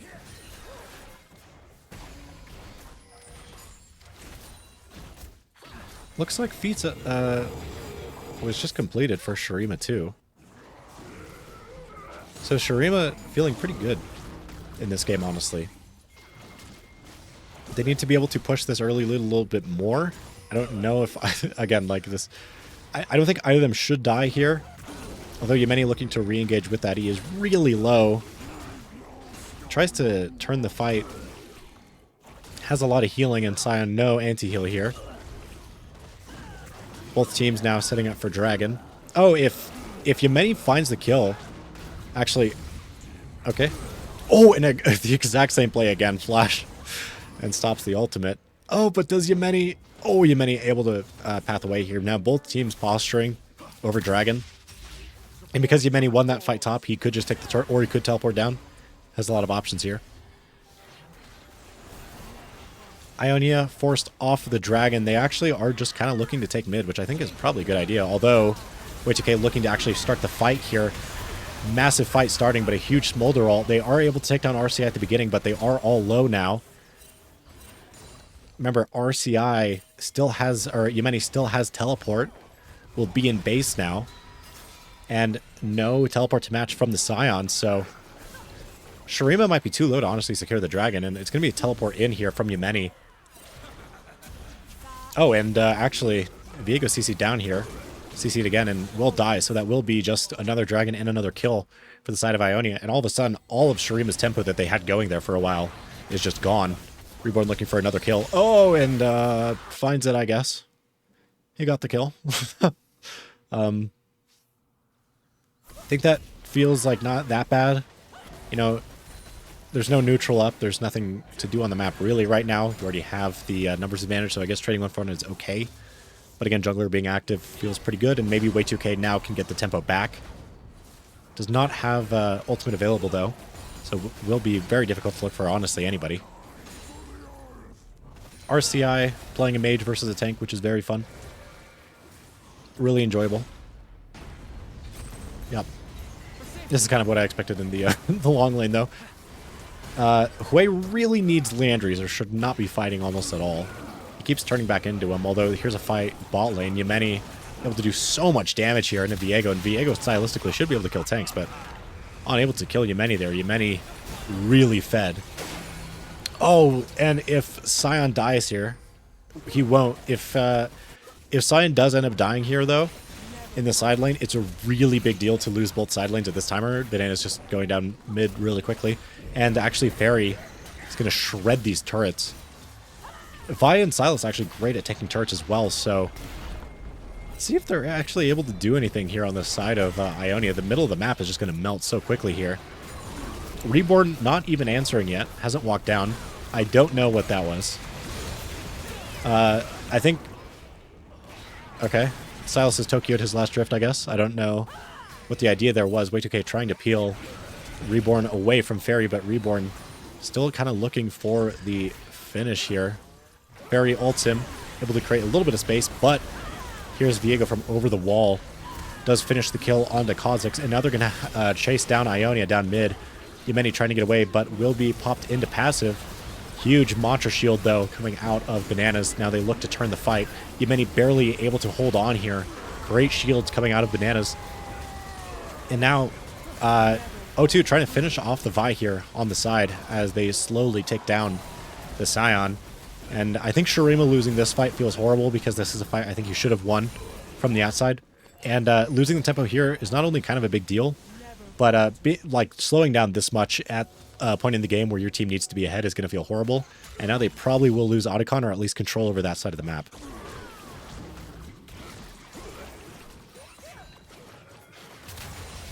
They tried to re-engage here mid. Ionia, they keep having this problem where, like, yes, you can, like, maybe look for a pick here mid, but they need to reset. They need to take control of the neutral objective spacing, you know. They need to keep their tempo high, and they need to not take fights where they're down. But if you look on where they are in the map right now, they do have okay top vision. It's not as good as you'd really want after a big fight like that. And their tempo is nowhere near playing for top, right? Like, Reborn, bot side of the jungle. RCI needs a reset. No mana is staying on the map.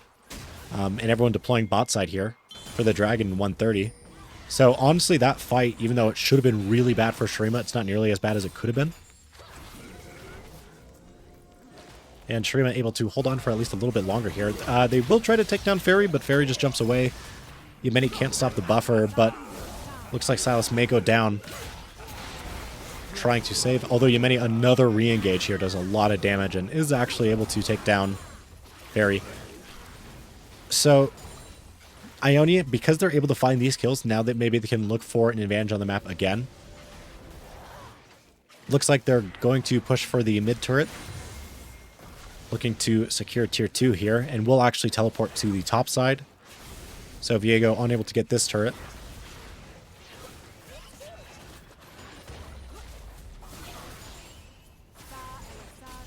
Looking to siege now, although on the side of Shurima, they are coming back up here.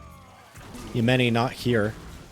Has teleport available, but neither top lane are really able to teleport down to this fight, and it looks like Viego now collapsing mid, and they have a lot of resources to keep going. This is what Shurima's good at. They are able to find the kill onto O2. Oh, and Way2K barely going down. One less Karma Q there was able to kill him. Now they're looking to take down Bananas. Sion now is able to proxy 2 waves if he wants to, but I cannot imagine he's going to get out of here. It looks like Reborn is pathing down to stop that recall. Sion gave up.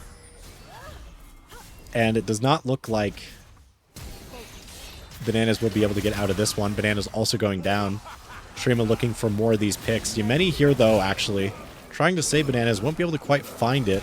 Sylas will also go down. And does not look like Way2K is going to be able to get out either.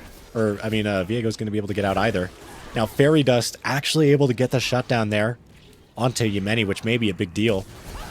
Reborn again, trying to trade back the kill. I think if Ionia at this point just like counts how many people they have on the map and just takes the fights where they're up, I do not think they can possibly lose the game. But they keep taking these like fights where they're a little bit down, or just playing a little bit too aggressively when they need to reset. And now looks like the side of Shurima, they're trying to collapse here onto RCI, but you know, you do see O2 there contesting the dragon. And it looks like Shurima may be unable to secure this. Fairy walking blind into the bush, which is pretty risky. May actually get one shot here. I think one more ability from Sylas, or from Way would have been enough, but paths away. So RCI doesn't have that range. I think DJ or Sion just ulted into a wall. O2 does delay the dragon for a while, but does not look like they'll be able to completely stop it. But Yemeni is going to be here at the back end. Dragon secured for Shurima, but it does not look like Way2K will be able to get out here. Tries to trade a little bit of damage onto Yemeni, but definitely won't be able to find anything else. And again, Way2K is down. Otacon is alive, and it looks like now the only people pinging it are still Shurima. Ionia just does not care at all about Otacon. Looks like Shurima is the actual side that paths up here first. Yemeni just trying to get the bot turret, and Ionia just like trying to get pressure mid. But in reality, you need a lot more to get off of fights like this, because last game they had such a ridiculous advantage that, you know, they were actually able to get a lot. But if Ionia is not getting the neutral objectives at this point in the game when they're up, Shurima's eventually going to be able to, in relation to Ionia, come back a little bit here in gold. But now Ionia going for the Otacon, but, you know, Sylas is here to slow them down. But more so, all of Shurima is topside, so even though they are able to kill the Sylas, it doesn't mean that they've quite secured it yet, although there is a fight here mid. O2, I think, just 1v1 the Viego. Yemeni doesn't have TP to go up towards that Otacon fight, and the Otacon is flipped. Will be secured, though, for Ionia. That was a very long time for it to be that low.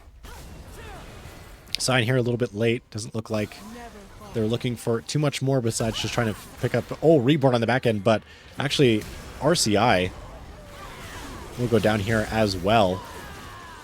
Wow, and the side of Ionia just falling apart quite rapidly here. If they were all on this side of the map for the Otacon, it would have been free, right? Like, this Otacon is not contestable at all. They were barely even able to contest it with 2 members on it from Ionia. But now, all of a sudden, Baron's up. They try to force the Otacon. They're not all there. They go in one by one and die. And now Shurima has a way back into the game with Baron right here.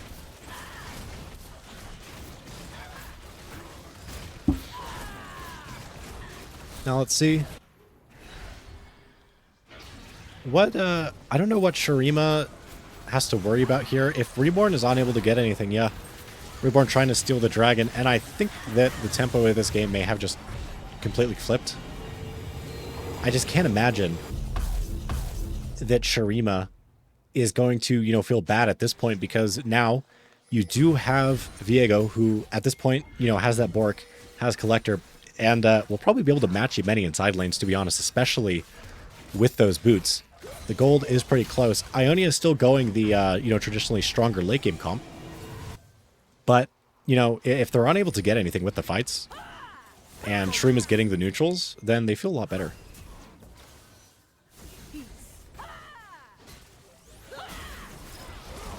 And an engage here on the bot side from Shurima onto Ionia. Ionia trying to get away, but a lot of damage here coming out from Fairy. Fairy is absurdly strong now. And once Fairy completes last item, it's going to be 100% crit with a late game Tristana.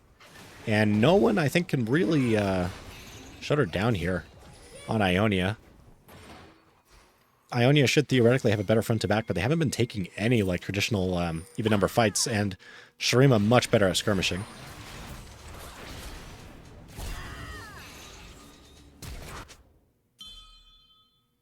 And looks like Shurima actually may be able to come back into this game. They're finding a lot of kills on the map, and they find it here on the bot side as well. This is exactly what Shurima's good at. Oh, Sylas does go down eventually. Fairy 1 health. Banana's looking to clean up some kills, but I'm able to find more, and now Shurima able to break open mid. The game has honestly completely shifted now. They're looking to kill Bananas here on the bot side as well. We'll get CC down. We'll go down Yemeni, looking to 1v3. We'll find Fairy at the beginning, a huge shutdown there. But now Shurima just looking to take down the turret, it looks like, and if they take it down, I don't know if Yemeni will be able to do too much. They do actually take, or Yemeni takes down way 2k, but I mean the amount of damage from Viego onto a tank at this point in the game is insane. So it is pretty scary, honestly, for the side of Ionia too, because if you look at this gold lead here, what just happened, we went from a almost 5k gold lead to they're down 4,000 now, a little bit more than 4,000, so they need to stabilize the game, find a way back in it, get those even number fights. This, honestly, stylistically, they both kind of counter each other, to be honest, because Shurima really good at punishing fights where they have numbers, and Ionia really bad at stabilizing after they're down and taking fights where they are even in numbers. They play really aggressively, and they don't take the fights where they are together as 5, although they are great at playing together as 5 when they are actually there. And, however, Shurima also sometimes being a little bit too, like, aggro in the 5v5s, or their tempo is not quite the same, and then Ionia wins those 5v5s, so they both really need to play to their strengths right now, and it looks like Ionia is doing that.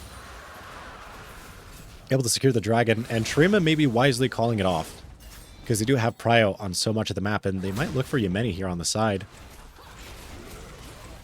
I really thought Yemeni was going to turn there. I was going to say that might not be his brightest idea, but he's able to get away.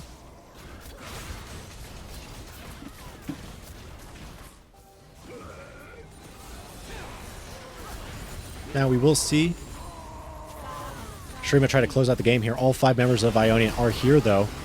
Able to put out a lot of damage. Remember, this wall Yemeni is living a really long time, and a massive ult coming from O2. A lot of damage from RCI as well.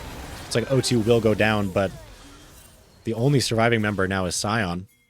Although the problem is that Ionia has no waves now and no neutral objectives to go for. So even though they win a fight at this point in the game, honestly, it might be too late for them to get big advantages now.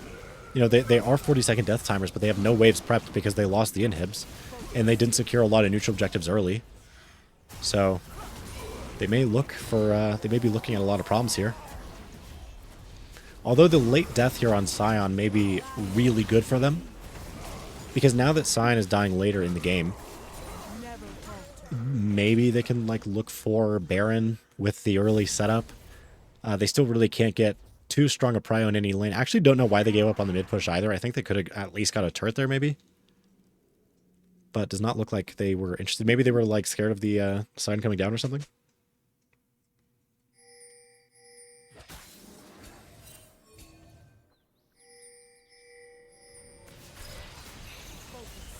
Now, Shurima stabilizing the game from what it just was. Oh, Reborn looking to kill Fairy, but Fairy jumps onto Bananas. We'll take down Bananas. Now Reborn trying to get away.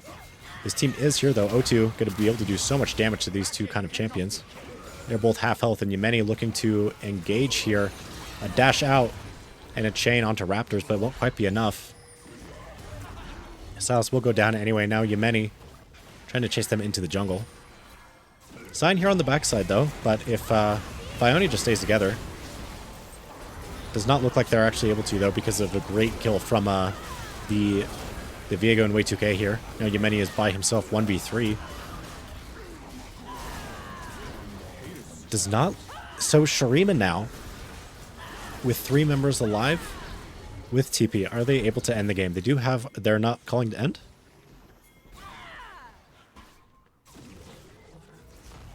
Okay, I guess they don't think they can. They do have a Baron spawn, though, so they will get Baron.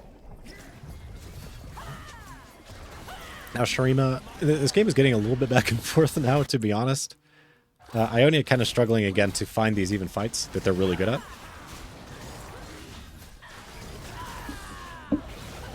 And Shurima able to find a lot of the fights where... I think that you really start to see like the personalities of teams at a certain point here, because, you know, Ionia getting caught so much of the game and taking fights where they're down in numbers, but winning almost every fight where they're even in numbers, right? Or sometimes even a little bit down.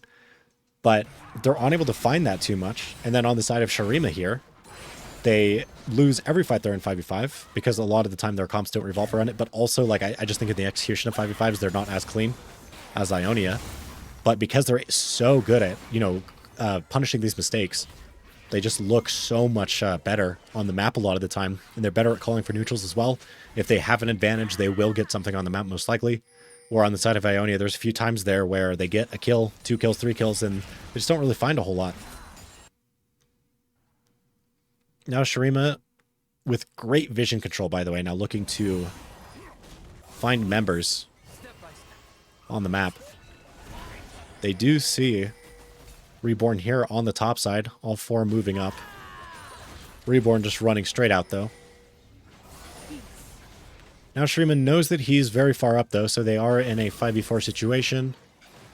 So they may look to fight here on the siege, but Reborn will be here soon. And they lost just a little bit ago here in this exact position, and Reborn is back now. Yemeni kind of trying to look for an engage here.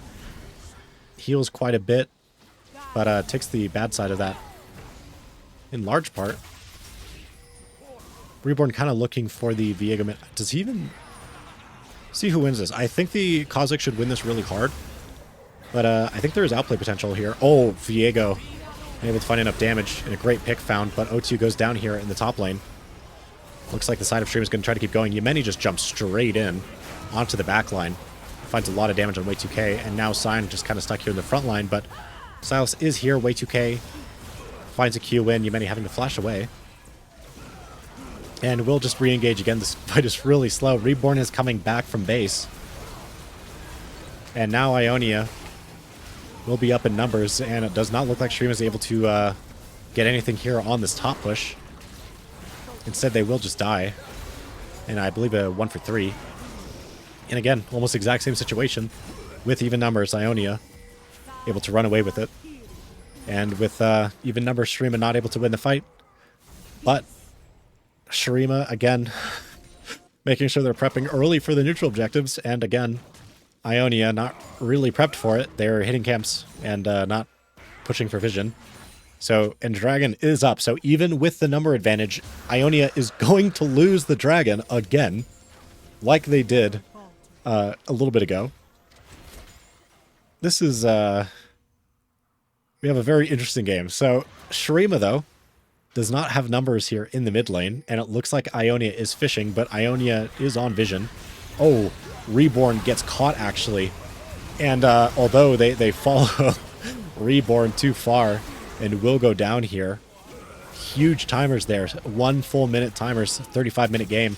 And Ionia, maybe I'll actually finish or look to end. Although, oh, Silas trying to get away there, won't quite be able to. Fairy trying to now just survive in the mid lane. It looks like Ionia looking to get a lot here from this mid push.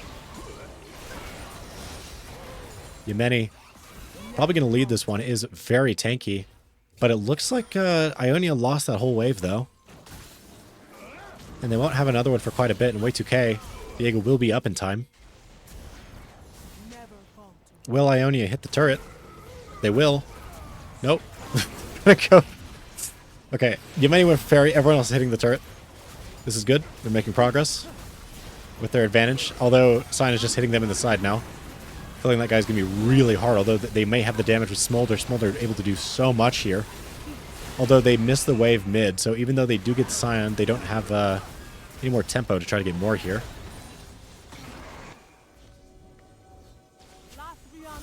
So Ionia does get the mid inhib, but they lost the soul point to Shurima. So both teams now, honestly, one team fight away from losing. Looks like Ionia is looking for it, but they haven't taken resets yet. They are down in gold.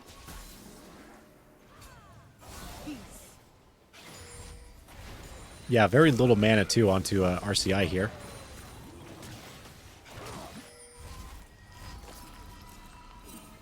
Look at this gold graph again. It looks like this game is just back and forth. Huge gold leads lost on both teams here. Very stylistically, too. Shurima looking for great picks onto Ionia. Ionia getting picked as individuals, but every 5v5, Ionia is winning. So both teams here again. Being very stylistic for what they're good at, and their comps are also pretty well-rounded around it. Shurima trying to get something here mid. Yemeni looking for an engage, won't find anything. The game is really on a knife edge now, though, because either team losing a fight at this point will probably mean the game. Baron up in 20 seconds. Let's see if Shurima wants to contest. They could also just push mid, and if their wave survives, they could just look to get enough value from mid and bot. Although it looks like Ionia is going to try to engage here mid, not quite able to find anything quite yet, although a counter engage here from Shurima. They're looking to get a lot of damage. It looks like they will get the reset onto Viego. Yemeni looking to jump out and peel. Y2K having to flash away, although Reborn able to take down free DJ. Or Silas in the back. Oh, and a flash here on the top side jungle here. Reborn goes down, or reset onto Viego again. Now he is over the wall.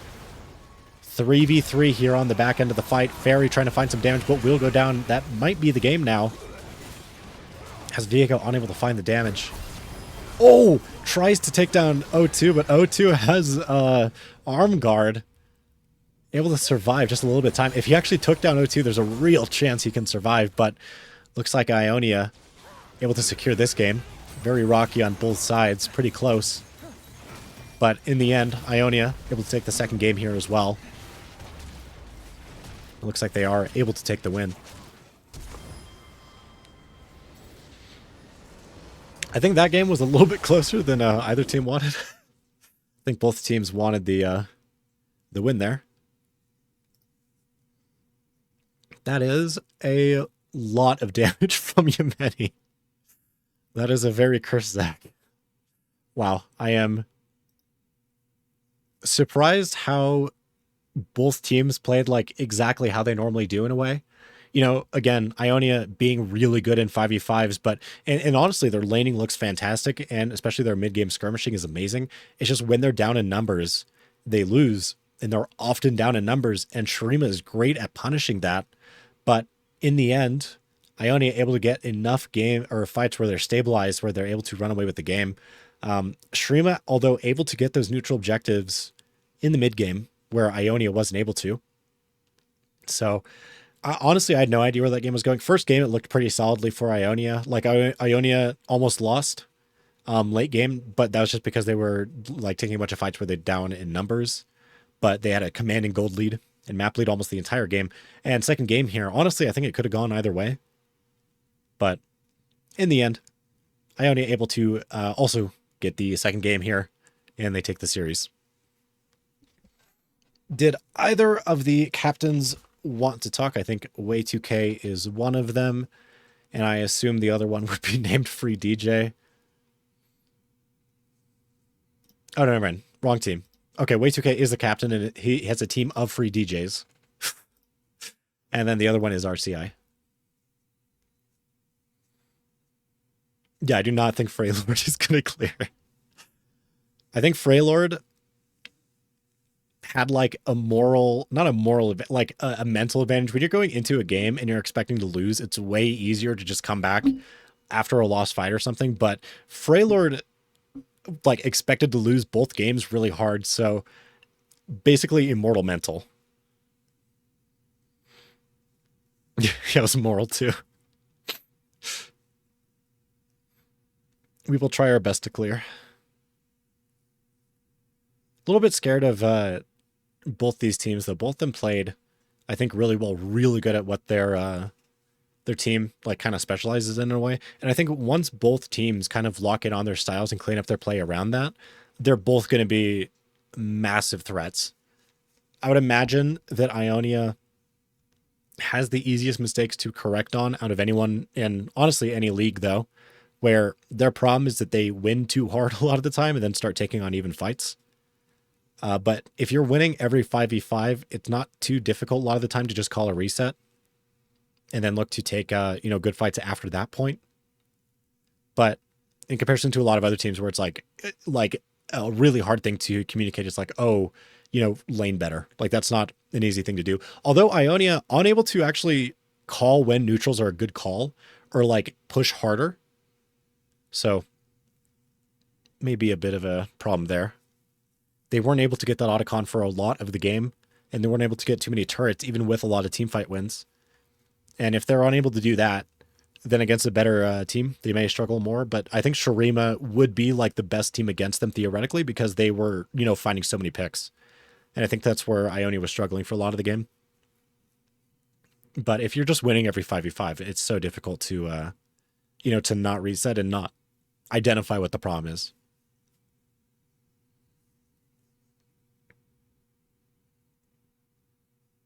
And I don't think RCI or Way2K are going to join.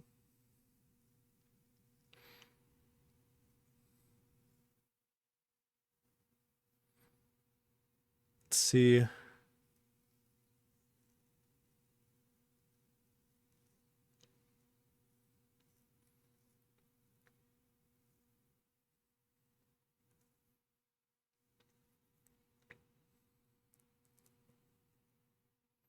It's like teams are going to be...